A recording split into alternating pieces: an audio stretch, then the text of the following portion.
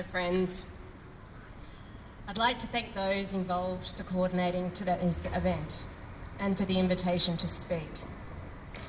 The last time I spoke in front of a Newcastle audience about Julian was in April 2012 to debate the topic whether Julian is a fighter for freedom or a high-tech terrorist. Earlier in 2010, I made headlines criticising and refuting comments made by now President Joe Biden about Julian following the publication of the diplomatic cables.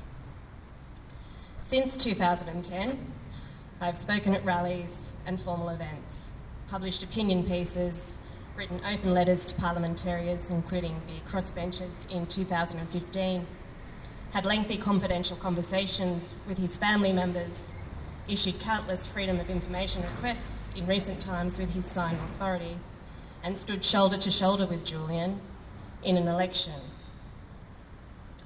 After that election, he wrote to a select few, quote, "I am humbled by your loyalty and steadiness in the face of fire.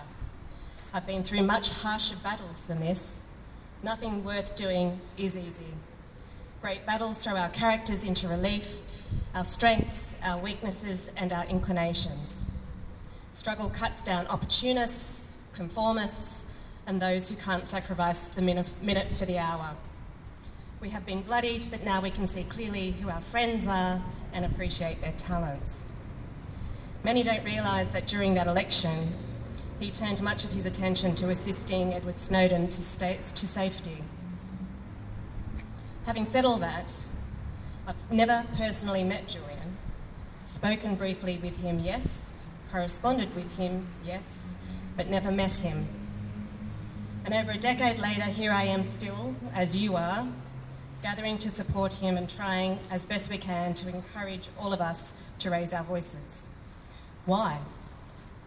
Because we know what he did was right. With extraordinary courage, he did the best he could against powerful and implacable foes.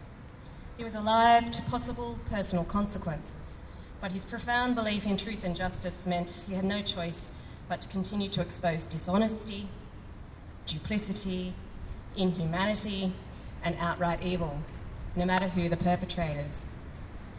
He and his colleagues were pioneers. They have already taken their rightful place in history, but in times to come, they will be feted as heroes. But by any measure, he has personally sacrificed too much for the greater good.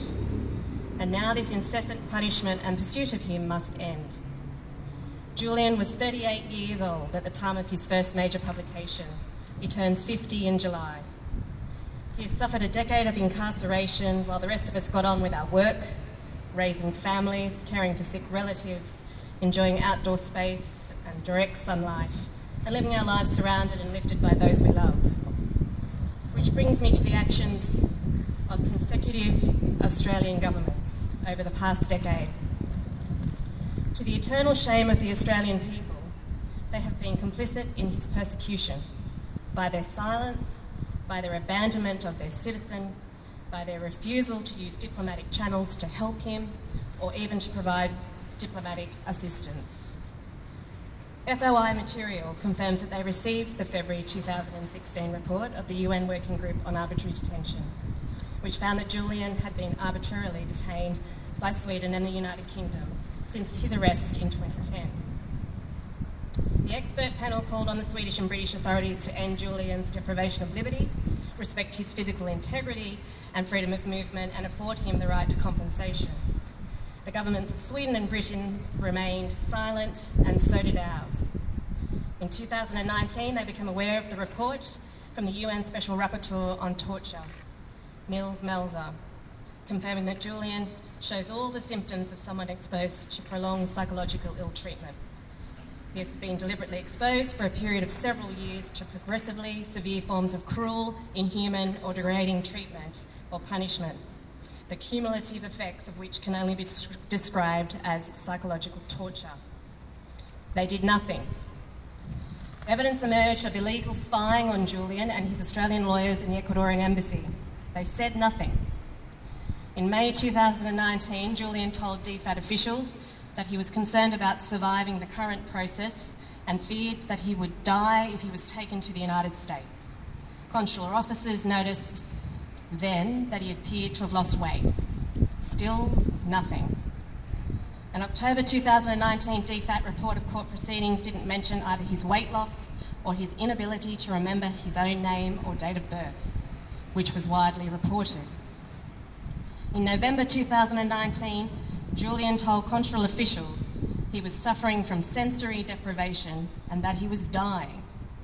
He said that the psychological state was so bad that his mind was shutting down. Once again, nothing. And at the Senate inquiry in March, a question that then Foreign Affairs Minister Marise Payne had to take on notice about whether or not our government knew that Julian was on suicide watch at Belmarsh at a time when they retained his authority to obtain information in relation to his health and well-being, remains unanswered. If they were providing proper assistance, they must have known, but still they did nothing but continue to fail in their duty to support him.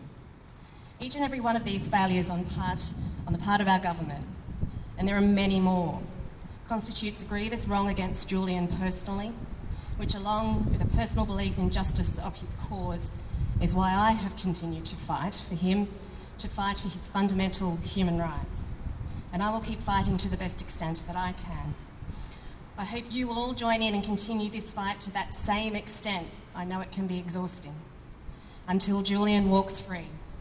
Our government may have forsaken him, but I hope and trust that the people of Australia will not. Thank you for supporting Julian Assange.